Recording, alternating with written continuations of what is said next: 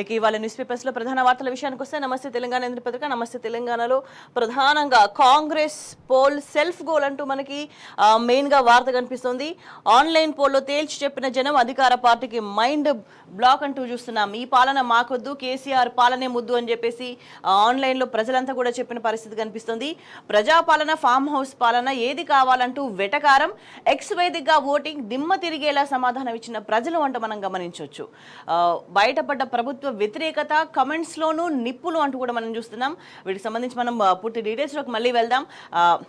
Bat fake accounts ను రంగంలోకి దింపినా మారని ఫలితం అంటూ కూడా మనం గమనించవచ్చు. అయినా అంతిమ తీర్పులో కేసీఆర్ పాలనకి జై కొట్టిన జనం అంటూ కూడా మనం వార్త చూస్తున్నాం.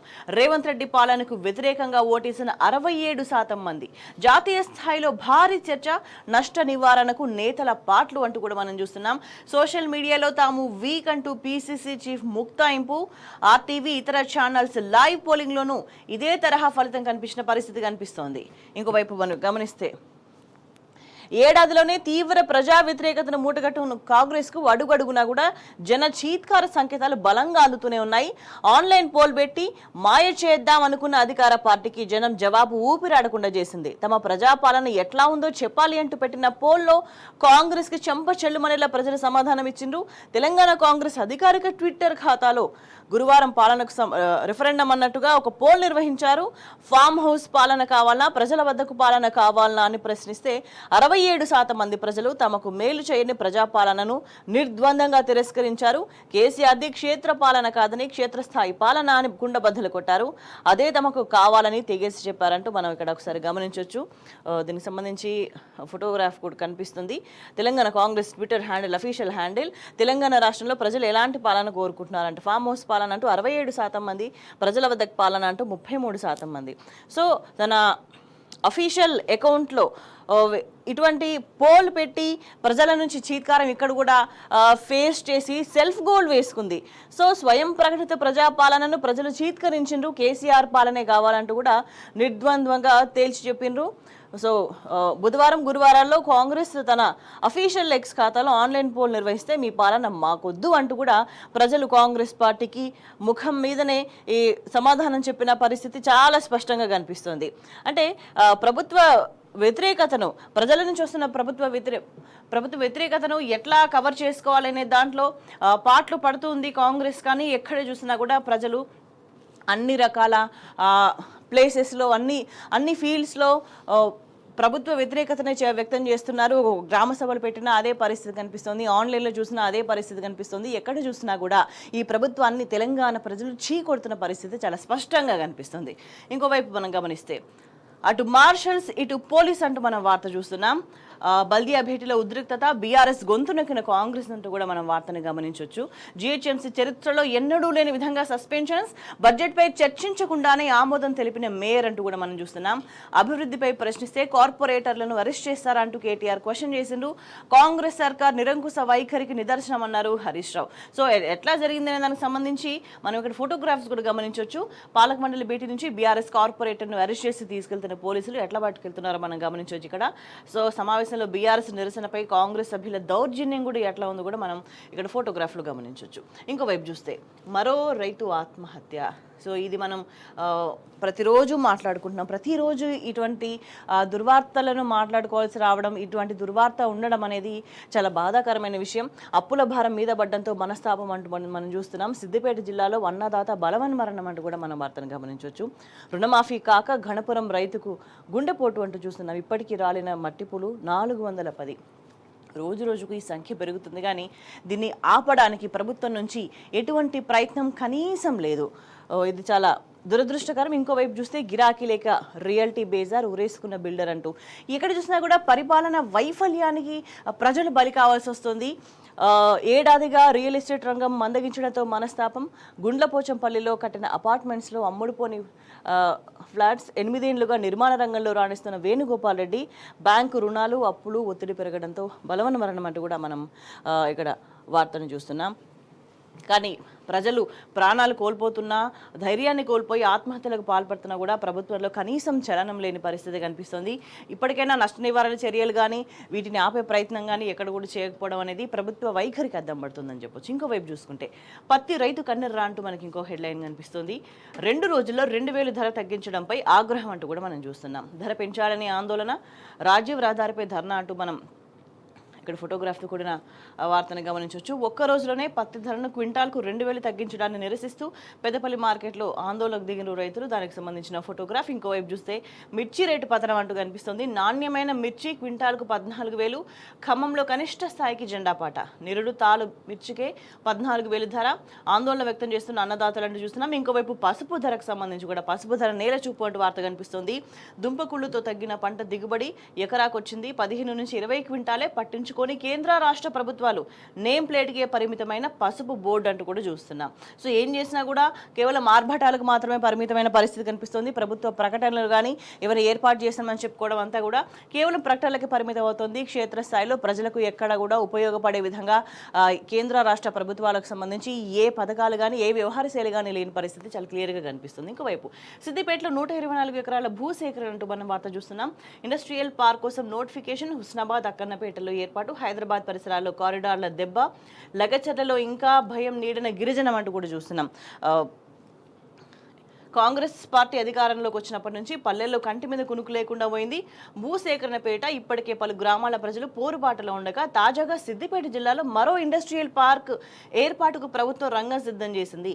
ఈ మేరకు 124 ఎకరాలు ఇండస్ట్రియల్ పార్క్ ఏర్పాటు కోసం తాజాగా జీవో విడుదల చేసింది. సో ఆయా భూముల్లో అప్పుడే నిబంధనలు విధించింది. ఎలాంటి పనులు చేపట్టొద్దని, అమ్మకాలు కొనుగోళ్లపై నిషేధం విధించింది.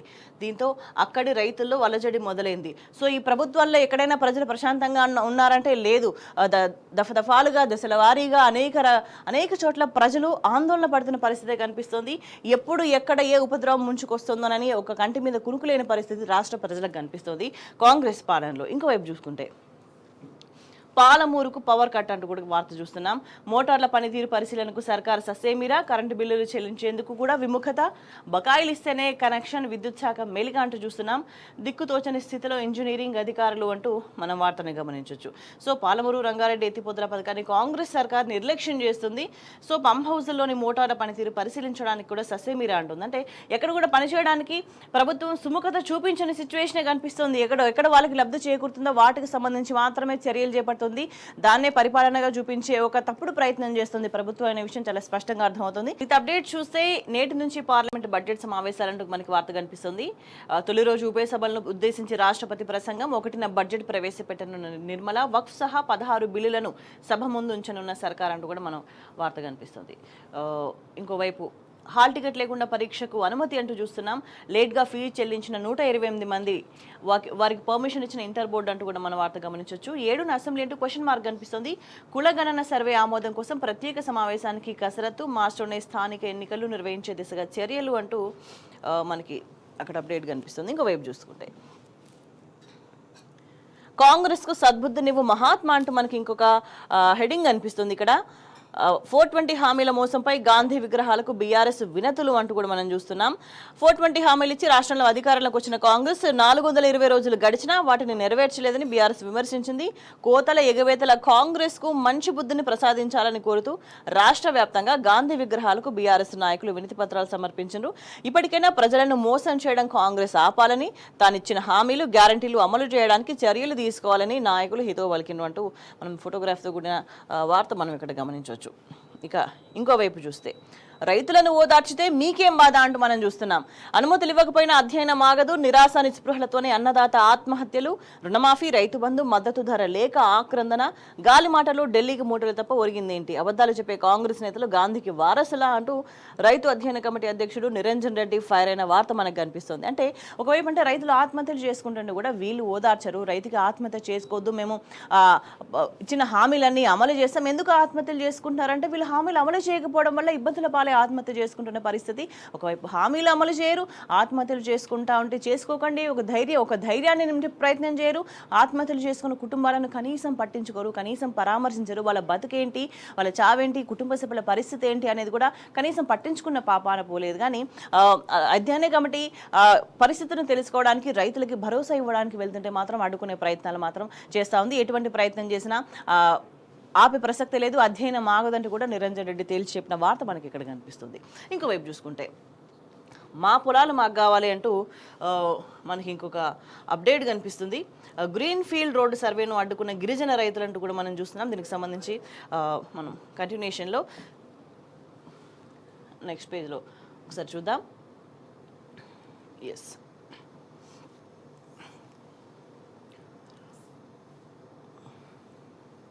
మా పొలాలు మాకు కావాలి అంటూ. సో రెండవ దఫా గ్రీన్ ఫీల్డ్ రోడ్డు సర్వేను కూడా అడ్డుకున్న రైతులు, పోలీసుల పహారాలు, అధికారుల సర్వే, అధికారుల కాళ్ళ వేళ్ళ పడిన సాకిబండ తండ గిరిజన మహిళలు అంటూ కూడా మనం వార్త చూస్తున్నాం. చేసేదేమి లేక వెనుదిరిగిన అధికారులు, గిరిజన రైతులకు వండగా బీఆర్ఎస్ అంటూ మనం వార్త చూస్తున్నాం. సో ఇక్కడ గిరిజన రైతులతో మాట్లాడుతున్న కందుకూరు ఆర్డీఓ జగదీశ్వర్ రెడ్డి ఫోటోగ్రాఫ్ ఇక్కడ మనకు కనిపిస్తుంది. గిరిజనులు అంటే సీఎం రేవంత్ రెడ్డికి గిట్టదు అంటూ ఆమనగల్లు బీఆర్ఎస్ అధ్యక్షులు అతను కమెంట్ మనం చూస్తున్నాం. రైతులతో మీటింగ్ అని చెప్పి సర్వే ఎలా అంటూ కూడా క్వశ్చన్ చేస్తున్న పరిస్థితి. సాకిబండ తండాకు చెందిన యువ రైతు రవి రాథోడ్ చేసిన కమెంట్ ఇది. అయితే గ్రీన్ ఫీల్డ్ రోడ్ నిర్మాణంలో భూములు కోల్పోతున్న రైతులతో మొదట సమావేశం పెడతామని, ఆ తర్వాతే సర్వే చేస్తామని మాయమాటలు చెప్పి గుట్టు చప్పుడు కాకుండా పోలీసుల పహారాలో సర్వే చేయడం సరైన విధానం కాదు. మేము గిరిజనులం, బలహీనులం, ఏం చేయలేమనే ఉద్దేశంతో మా భూములపై అజమాయిషీ చేస్తున్నారు. మా ప్రాణాలైనా తీసుకుంటాం కానీ భూములను వదులుకోమనే విషయాన్ని చాలా స్పష్టంగా తేల్చి చెప్తున్న పరిస్థితి కనిపిస్తుంది. ఇంకోవైపు పట్నం పోయి జీతాలు ఉండాలంటూ క్వశ్చన్ చేస్తున్న పరిస్థితి కనిపిస్తుంది. ఈ ప్రాంతంలో గిరిజనులు తమకున్న పావెకరా, అర్ధెకరా, ఎకరా భూముల్లో సేద్యం చేసుకుంటూ జీవితం వెళ్ళదీస్తుంటే, ఉన్న భూములను గుంజుకుంటే మా గిరిజన బిడ్డలు పట్నంకు వలసపోయి జీతాలు ఉండాలా? ఇప్పుడిప్పుడే అభివృద్ధిలోకి వస్తున్న గిరిజనులను మళ్ళీ 100 ఏండ్లు వెనక్కు తీసుకుపోతున్నారంటూ మార్కెట్ కమిటీ మాజీ డైరెక్టర్ గిరిజన నాయకుడు రమేష్ నాయక్ చేసిన కమెంట్స్ మనం ఇక్కడ చూస్తున్నాం. అంటే ప్రభుత్వం ఇంత స్థాయిలో ప్రజలను ఇబ్బంది పెడుతున్నా, ఇంత స్థాయిలో వేధిస్తున్నా కూడా ప్రజలు స్పష్టంగా చెప్తున్నది ఏంటి అంటే, మీరు ఎన్ని ఒత్తిళ్లు పెట్టినా మేము తలొగ్గము, మా భూములు మాకే కావాలి, మీకు ఇచ్చే ప్రసక్తి లేదు, ఎట్టి పరిస్థితుల్లో మా ప్రాణాలు పోయినా పర్వాలేదు కానీ మా భూములు మాత్రం మీ ప్రభుత్వానికి ఇచ్చే ప్రసక్తి లేదనే విషయాన్ని అడుగడుగునా తేల్చి చెప్తున్న పరిస్థితి చాలా స్పష్టంగా కనిపిస్తుంది. ఇక ఇంకోవైపు చూసుకుంటే పత్తి ధరపై రైతు కన్నెర్ర అంటూ మనం చూస్తున్నాం. ఇక్కడ పెద్దపల్లిలోని రాజీవ్ రహదారి మీద రైతులంతా కూడా రాస్తారోకో చేస్తున్న ఫోటోగ్రాఫ్ ఇక్కడ మనకు కనిపిస్తుంది. అంటే రైతుని రోడ్డు మీదకి తీసుకొచ్చిన ఘనత ఎవరిది అని అంటే కాంగ్రెస్ ప్రభుత్వానిది. రైతు పొలానికి పోయి వ్యవసాయ పనులు చేసుకునే పరిస్థితి ఉండేది, రైతు కుటుంబాలు ప్రశాంతంగా వ్యవసాయం చేసుకునే సిచ్యువేషన్ ఉండేది. కానీ కాంగ్రెస్ అధికారంలోకి ఏ రోజైతే వచ్చిందో ఆ రోజు నుంచి రైతులు రోడ్డు మీద పడ్డ పరిస్థితి చాలా స్పష్టంగా కనిపిస్తుంది. ప్రతిరోజు ఇటువంటి వార్తలే కనిపిస్తున్నాయి. ఇంకోవైపు చూసుకుంటే పసుపు ధర నేలచూపు అంటూ మనం ఇక్కడ గమనించవచ్చు. నిజామాబాద్ మార్కెట్కి వచ్చిన పసుపు పంటకు సంబంధించి ఫోటోగ్రాఫ్ చూస్తున్నాం. అయితే పసుపు బోర్డు అని చెప్పేసి గప్పాలు కొట్టుకుంటా ఉంది సెంట్రల్ గవర్నమెంట్. కానీ ఇక్కడ మనం ఒక్కసారి గమనిస్తే పత్తానేని ఎంపీ అరవింద్ అంటూ కూడా మనం ఇక్కడ వార్త గమనించవచ్చు. అంటే సంక్రాంతి రోజు హడావిడిగా పసుపు బోర్డు ప్రారంభించిన బీజేపీ ఎంపీ అరవింద్ ఇప్పుడు పత్తా లేకుండా పోయిండు. నేమ్ ప్లేట్కే పరిమితమైన పసుపు బోర్డుతో రైతులకు ఒరిగిందేమీ లేదు. అంతేకాదు గతంలో ఏర్పాటు చేసిన స్పైసెస్ బోర్డు ద్వారా కూడా ఎట్లాంటి ప్రయోజనం చేకూరలేదు. ఈ నేపథ్యంలో పసుపు పంటకు 500 బోనస్ ఇవ్వాలని రైతులు డిమాండ్ చేస్తున్నారనే వార్త ఇక్కడ మనకు కనిపిస్తుంది. సో మునుపట్లెక్క లేదు పరిస్థితి అంటూ ఇంకో పసుపు రైతు చెప్తున్న పరిస్థితి. 15,000 ఉంటేనే ఫైదా అంటూ ఇంకొక రైతు వ్యాఖ్యలు మనం ఇక్కడ గమనించవచ్చు. సో ఎక్కడైనా సరే ప్రభుత్వానికి ఇక్కడ పత్తికి సంబంధించి రేటు పెంచండి అని అడుగుతున్నారు. నాణ్యత నాసిరకానికి ఒకే రేట్ అంటూ కూడా ఇక్కడ వ్యాఖ్యలు చేస్తున్న పరిస్థితి కనిపిస్తుంది. ఇంకో కీలకంగా ఏం జరుగుతుందంటే ఒక భయం అనేది లేకుండా పోయింది. వ్యవస్థలు అన్ని పనిచేసే వ్యవస్థలన్నింటినీ కూడా ప్రభుత్వం ఒక పనికి రాకుండా తయారు చేసిన పరిస్థితి, వ్యవస్థలన్నింటినీ ఆగం చేసిన పరిస్థితి. ఎవరు కూడా భయం లేదు, గవర్నమెంట్ అంటే భయం లేదు, ఏ వ్యవస్థ మీద భయం లేదు, ఇష్టారాజ్యంగా వ్యవహరిస్తున్న పరిస్థితి. ఇక్కడ కూడా వ్యాపారులు కుమ్మక్కైండ్రు. సో అంటే ఈ ఇష్టం వచ్చినట్టుగా వ్యవహరించడం వల్ల సామాన్య ప్రజలు నష్టపోతున్న పరిస్థితి రాష్ట్ర వ్యాప్తంగా కనిపిస్తుంది. ఇంకోవైపు ఇక్కడ మిర్చి ధర భారీగా పతనం అంటూ కూడా మనం వార్త చూస్తున్నాం. నాణ్యమైన మిర్చి క్వింటాల్ 14,000. ఖమ్మంలో కనిష్ట స్థాయికి జెండాపాట. మిర్చి, పసుపు, పత్తి ఎక్కడ చూసినా కూడా సమస్యలు తప్ప ఇంకేమీ లేని పరిస్థితి కనిపిస్తున్నది. కాంగ్రెస్ పాలనలో రైతన్న అగచాట్లు, అన్నింటికీ ఎదురు చూడాల్సిన దుస్థితి అంటూ కేటీఆర్ చేసిన వ్యాఖ్యలు మనం ఇక్కడ ఒకసారి గమనించవచ్చు. కాంగ్రెస్ పాలనలో అన్నింటా రైతన్నకు అగచాట్లు తప్పడం లేదు. దుక్కుదున్నే సమయం నుంచి పంట కొనుగోలు దాకా ఎదురు చూడాల్సిన దుస్థితి నెలకొందని కేటీఆర్ ఆగ్రహం వ్యక్తం చేస్తుంటూ, సో పాలమూరులో పల్లి, వైరాలో మిర్చి, బయ్యారంలో కరెంటు, జగిత్యాలలో యూరియా కోసం ఇట్లా రాష్ట్ర వ్యాప్తంగా అన్ని ప్రాంతాల్లో రైతుల సర్కారు మీద నిరసన తెలుపుతున్న దృశ్యాలని ఆయన ఏకరువు పెట్టిండ్రు. దశాబ్దాల కాంగ్రెస్ పాలనలో దగాబడ్డ రైతన్న బతుకును కేసీఆర్ 10 ఏళ్ల పాలన దరికి చేర్చి వెలుగులు నింపితే ఇప్పుడు మళ్ళీ కాంగ్రెస్ పాలన ఆ వెలుగులను చీకటి చేస్తుంది అంటూ ఆయన మండిపడ్డారు. రైతు బంధు, రైతు బీమా, రుణమాఫీ, కరెంటు, యూరియా, సాగునీళ్లు, కొనుగోళ్లు ఇట్లా ప్రతి సందర్భంలో కూడా రైతులు ఎదురు చూడాల్సిన దుస్థితి నెలకొంది అంటూ ఆయన ఆవేదన వ్యక్తం చేస్తుంటూ, సో ఏడాది కాంగ్రెస్ పాలన, ఎదురు చూపుల పాలన, ఎట్లుండే తెలంగాణ, ఎట్లాయే తెలంగాణ అంటూ ఆయన వ్యాఖ్యానించిన పరిస్థితి క్లియర్గా కనిపిస్తుంది. ఇంకోవైపు చూసుకుంటే కేసీఆర్ ప్రభుత్వ పాలనే నయం అంటూ టైంకు రైతు బంధు టింగ్ అనేది అంటూ కాంగ్రెస్ నాయకులు ఎదుట రైతు ఆవేదన వ్యక్తం చేసిన వార్త కూడా మనకి ఇక్కడ కనిపిస్తుంది. ఇంకోవైపు చూస్తే 100% రుణమాఫీ అయ్యే వరకు పోరాటం అంటూ బైక్ యాత్ర ప్రారంభంలో ఒక బుకే విజయ్ కుమార్ అనే వ్యక్తి, సో 100% రుణమాఫీ అయ్యే వరకు కూడా ఆయన పోరాటం చేస్తానని గిరిజన యువ రైతు భూక్యా విజయ్ కుమార్ నాయక్ స్పష్టం చేస్తున్నారు. మహబూబాబాద్ జిల్లా కురివి మండలం హరిదాస్ తాండాకు చెందిన గిరిజన రైతు భూక్యా విజయ్ కుమార్ రుణాలందరికీ రుణమాఫీ, ఎన్నికల ముందు కాంగ్రెస్ ఇచ్చిన ప్రతి హామీని అమలు చేయాలని గుర్తు చేపట్టిన బైక్ యాత్ర గురువారం స్టార్ట్ అయింది.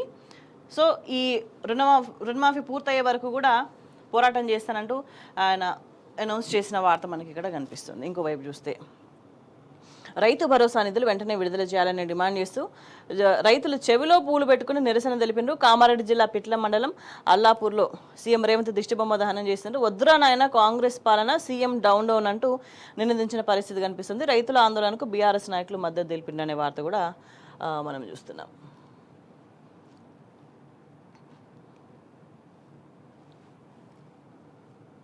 ఇంకో ఇక్కడ శాంతియుత పంథాలోనే గమ్యాన్ని చేరుకుంటాం, అదే మనకు జాతిపిత అందించిన స్ఫూర్తి అంటూ గాంధీ వర్ధంతి సందర్భంగా కేసీఆర్ ఘన నివాళి అర్పించి ఆయన సందేశాన్ని అందజేసిన వార్త ఇక్కడ మనకి కనిపిస్తుంది. పరాయి పాలన నుంచి దేశానికి స్వాతంత్రం సాధించడం కోసం గాంధీజీ అనుసరించిన శాంతియుత పోరాట పంథ ప్రపంచ ప్రజాస్వామిక ఉద్యమాలకు, స్వయం పాలనకు మార్గదర్శకంగా నిలిచిందని బీఆర్ఎస్ అధినేత కేసీఆర్ పేర్కొన్నారు. జాతిపిత మహాత్మా గాంధీ వర్ధంతి సందర్భంగా ఆయన దేశానికి అందించిన సేవలను, చేసిన త్యాగాలను స్మరించుకున్నారు.